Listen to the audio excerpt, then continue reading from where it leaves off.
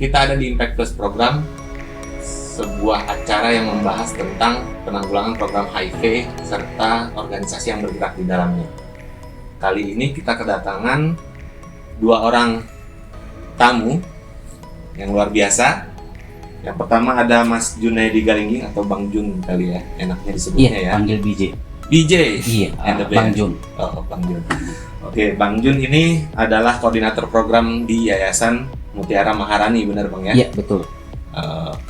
Nanti Bang Jun akan bicara banyak tentang bagaimana organisasi Yayasan Mutiara Maharani bekerja bersama komunitas dan mendirikan unit usaha yang sifatnya kewirausahaan sosial. Ada juga Kang? Panggil kakak aja. Kakak Ahmad Maulana. Biasa Kepanjangan Alan aja. Alan, oke. Alan Jangan pakai ini. C ya. Kenapa? Jangan pakai C. Oke, jangan pakai si. Iya. Itu nanti beda arti. Oke, pakai spasi aja. Si Iya. spasi Alan. Iya. Dari Yayasan Intermedica. Intermedica, manajer program di sana. Dan Yayasan Intermedica ini juga melakukan kegiatan-kegiatan yang sifatnya kewirausahaan sosial. Betul. Nah, kedua organisasi ini sesuai dengan tema kita hari ini, yaitu kewirausahaan sosial untuk menunjang keberlanjutan organisasi. Jadi kira-kira seputar itu kita ngobrolnya nih. Oke. Saya mau mulai dengan Bang Jun dulu nih Bang. Oke. Sejak kapan sih Bang organisasinya mulai buka wirausaha sosial sendiri nih? Dari tahun 2004 sudah. Kenapa itu? Ya, kita pikir ya kalau tergantung sama donor itu akan ada waktunya, ada periodenya. Jadi kita pikir harus ada yang sustain untuk mengembangkan lembaga kita. Jadi supaya nggak tergantung gitu. Habis project selesai. Kita nggak mau kayak seperti itu. Itu memang awalnya karena sudah terbiasa melakukan itu, atau pernah ada organisasi masanya itu nggak ada dukungan donor atau nggak ada dukungan pendanaan sama sekali? Sebenarnya dulu nggak kepikiran ya. Jadi kita ada namanya tagline pelibatan komunitas bermakna. Jadi supaya pecandu-pecandu yang rehab di kita itu bisa berdaya. Jadi kita berdayakan melalui pelibatan bermakna. Jadi selain mendapatkan kegiatan-kegiatan di rehab kita berdayakan mereka melalui peningkatan life skill. Jadi YMM itu dasarnya adalah tempat rehab. Betul. Nah, di tempat rehab itu ini nggak berbayar nggak? Ada yang berbayar, ada yang tidak, tergantung si klien. Oke, tadi meningkatkan life skill. Ya, meningkatkan ya. Jadi tidak hanya knowledge-nya, tapi life skill-nya juga gitu. Jadi supaya tidak boring. Dan rehab kita juga ya tidak seperti rehab kebanyakan orang. Jadi rehab itu ada di dekat masyarakat dan mereka juga bisa setelah sesi kegiatan bisa mengembangkan life skill-nya. Bisa jadi kayak seperti tadi kewirausahaan atau nggak bisa jadi pelatihan lain. Nanti kita masuk apa aja jenis kewirausahaan. Iya, jadi di asesmen dulu dianya. Oke, nanti kita kembali ke sana. Tapi saya mau tahu nih dari Alan yang nggak pakai si. Iya. Kalau di Intermedica gimana? Nah, kalau di Intermedica sendiri dulu kita tahun 2018-19 itu kita dapat pelatihan dari Linkages bagaimana kita untuk memulai usaha atau mencari sumber pendanaan lain. Waktu itu kita juga ada sempat pelatihan workshop entrepreneur di Tangerang.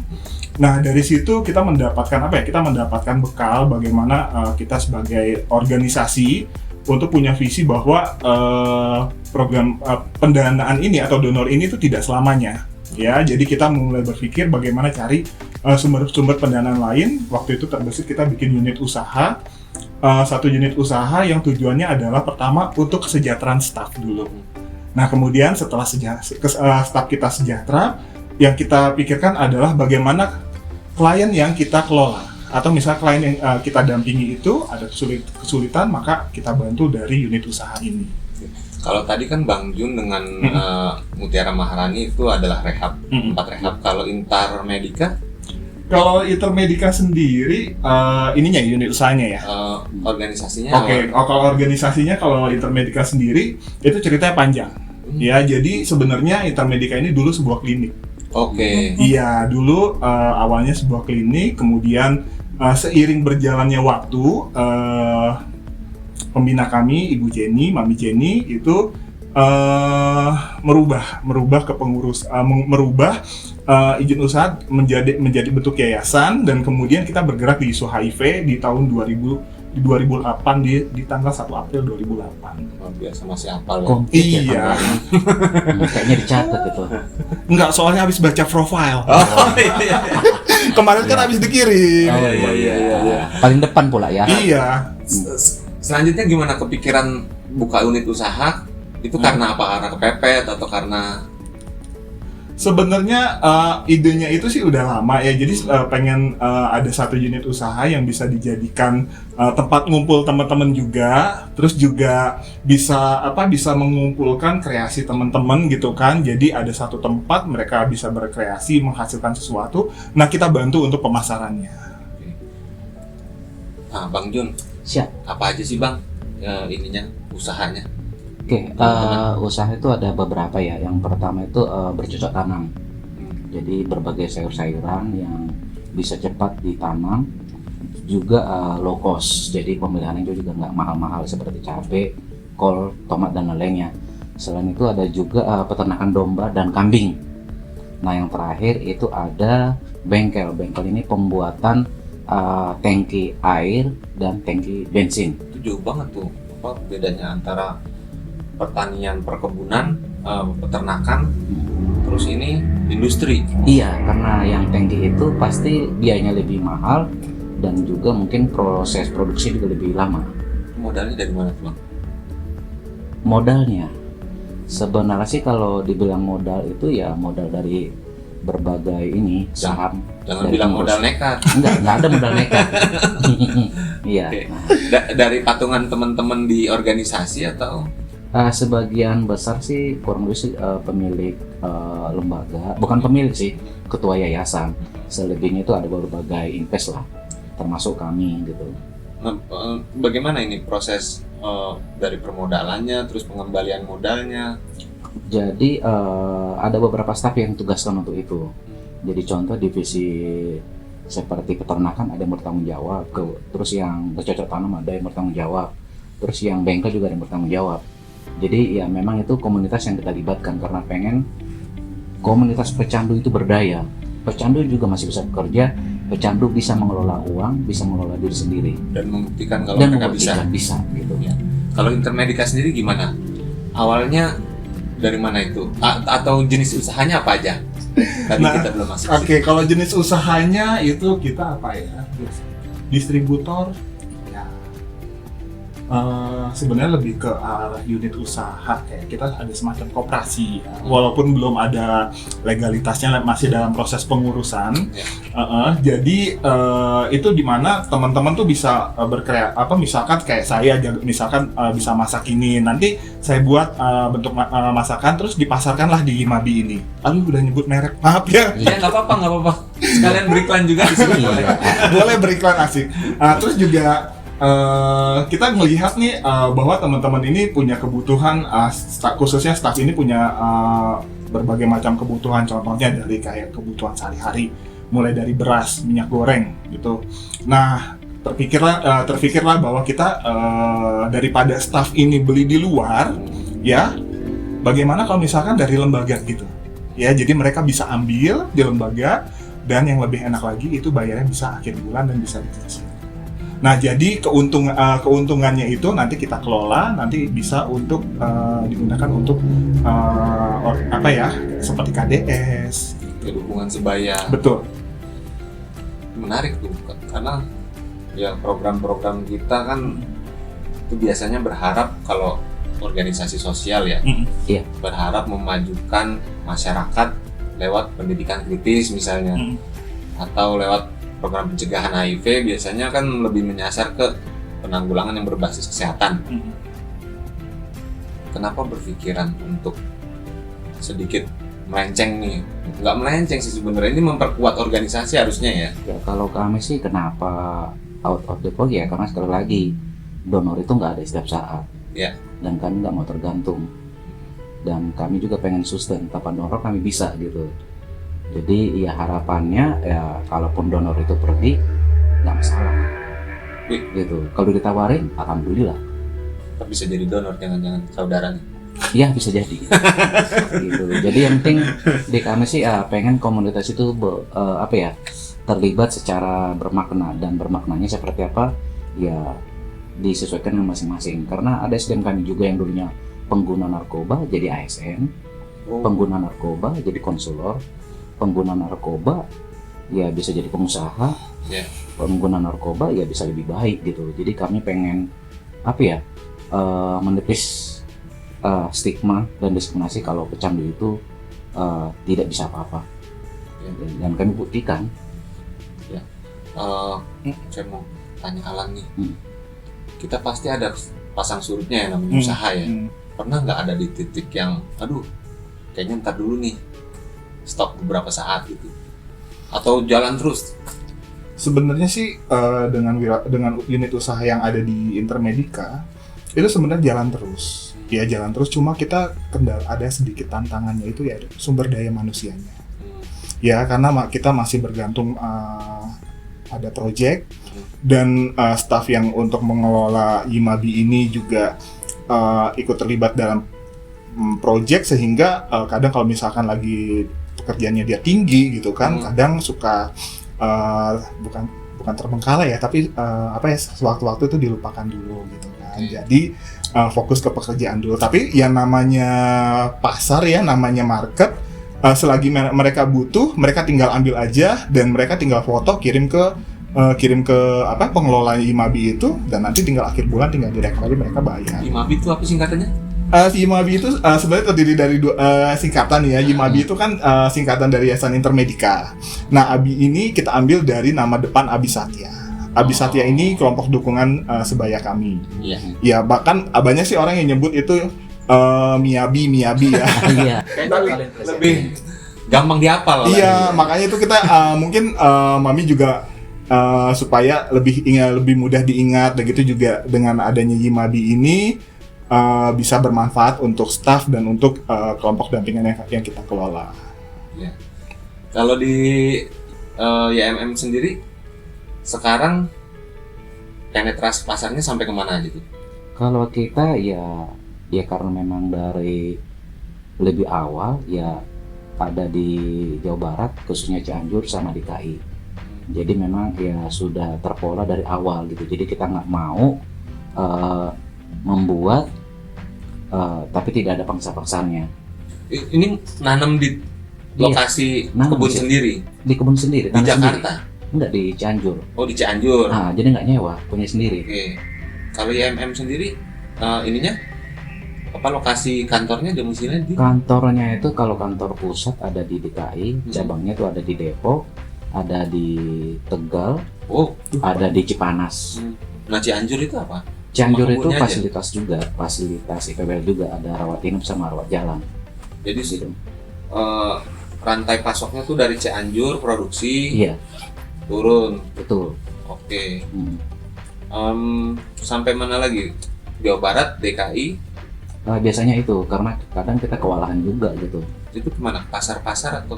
Biasanya ada yang ke pasar, juga ada ke market-market. Yang tadi tangki-tangki itu? Nah, kalau tangki itu biasanya itu yang pesan itu biasanya Pertamina sama perusahaan-perusahaan tertentu. Pertamina? Iya. Jadi kalau proses gimana? Tender? Iya, tender gitu. Ya, jadi ya memang tangki kan mahal ya. Jadi memang harus pesan dulu lebih awal gitu. Jadi ya banyak kadang kita kewalahan gitu karena memang pengerjaannya sangat rumit, jadi kita harus membutuhkan waktu yang lama.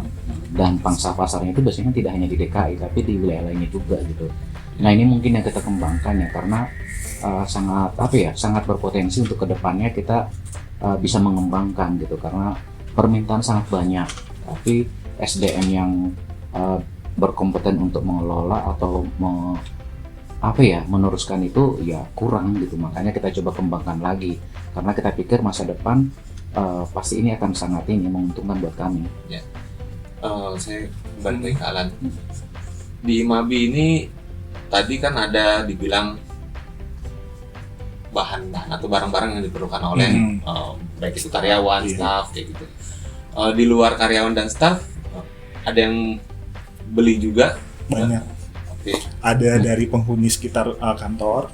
Oh, penduduk Iya. sekitar? Iya, itu mereka bisa cari kebutuhan saya kayak hand body, sabun, apa ya, kayak minyak goreng juga. Terus kalau dari tamu, biasanya tamu yang datang itu juga mereka lihat-lihat. Kita ada kopi, itu kopinya enak banget, ya. Itu ada kopi Liberica. Itu jadi best seller kita. Oh, Jadi ada showcase-nya tuh di kantor ya? Ada showcase-nya. Apa Iya. aja tuh barangnya? Barangnya gini Kak, ada barang yang kayak produk-produk kecantikan, ada pakaian juga, ya mulai dari baju, celana, bahkan celana dalam pun ada, ya. Terus juga kebutuhan sehari-hari, beras, minyak goreng, deterjen, sabun segala macam. Terus juga ada makanan jadi.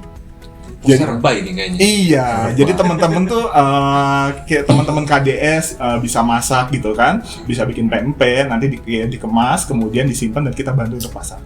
Menarik tuh. Pola pemasarannya gimana? Pola pemasarannya pertama biasa kalau waktu awal tuh saya bawa ke meeting. Jadi waktu meeting misalkan ada pertemuan di mana gitu, tester lah ya. Iya, saya bawa barang. Saya bawa kopi, bawa makanan gitu, saya tawarkan ke peserta rapat yang hadir. Terus juga melalui media sosial kita juga promosi di sana. Terus kita juga sempat waktu itu mempromosikan di Shopee, ya. Terus juga mulut ke mulut atau misalkan ada pertemuan KDS atau pertemuan yang di kantor itu kita sebagai sarana promosi. Di all shop juga berarti dipasarkan di all shop juga? Iya.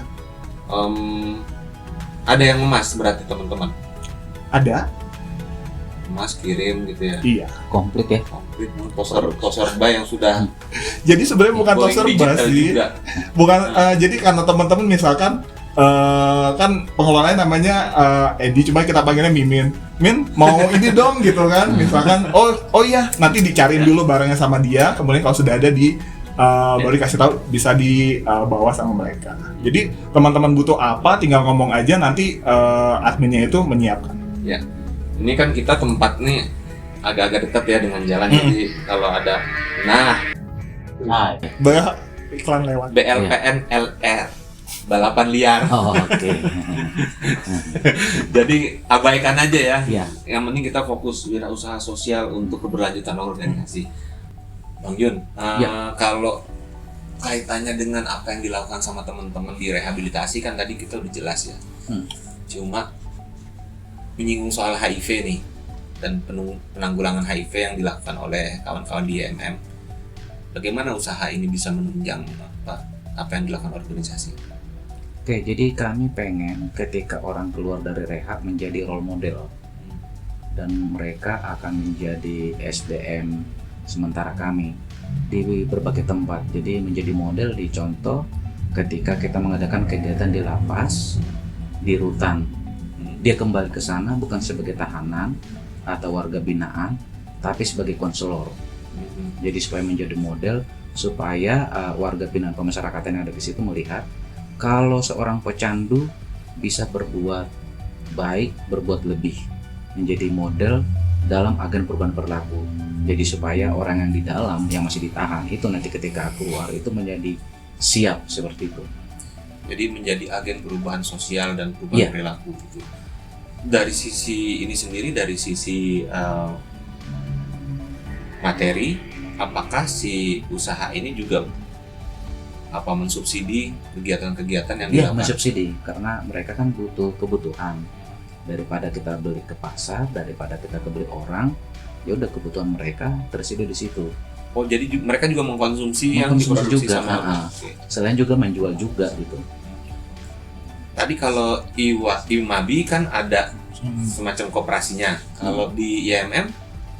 Kalau kita koperasi tidak ada. Jadi pokoknya kita tanam, kita ternakkan, hasil penjualan itu kita masukkan ke lembaga.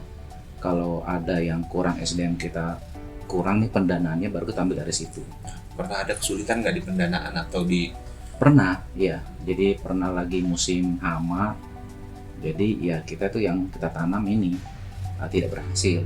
Gagal panen. Gagal panen. Tapi biasanya itu tadi ya kita kayak prinsipnya orang Cina, jangan menanam atau menaruh telur dalam satu wadah. Jadi kita usaha lain bisa subsidi. Ya. Usaha bengkel terus survive. Jadi bengkel itu yang subsidi yang di atas. Di saat pertanian Iya sedang betul. balik lagi, pertanyaannya bisa Balik dibangkit lagi.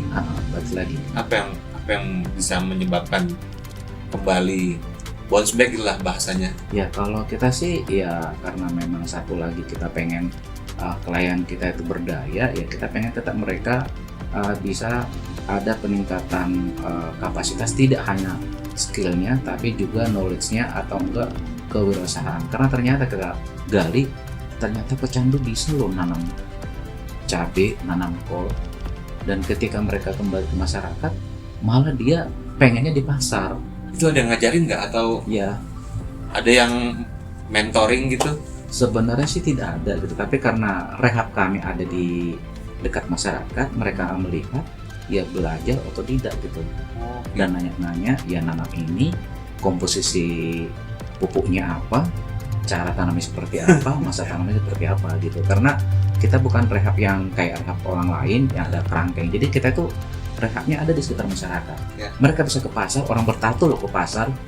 Ya kan banyak kasus sekarang. Iya, tapi bertato mereka full gitu. Jadi kita pengen mengubah stigma itu, kalau pecandu itu juga ya bisa baik. Kalau di YIM ada yang mengelola sendiri nih si unit usahanya. Ada. Dan itu terpisah dari kegiatan penanggulangan. Sekarang masih terlibat. Oh, masih terlibat. Iya. Berarti si pengelola ini juga melaksanakan fungsi-fungsi keseharian di apa sih YIM lebih banyak di apanya nih kegiatannya? Kalau YIM sendiri, Kalau di HIV-nya ya maaf. Oke, kalau YIM sendiri itu saat ini kita dapat kepercayaan untuk pengelolaan project EPIC itu untuk penjangkauan dan pendampingan komunitas LSL dan pasangannya, dan kita juga dipercaya untuk menjadi SSR untuk project penanggulangan HIV untuk komunitas PSP di Jakarta Selatan. Kita di bawah SR PKBI DKI Jadi wilayah cakupannya Jakarta Selatan dan DKI Jakarta. DKI Jakarta. Kalau untuk kegiatan penjangkauan Dan pendampingan. Oke.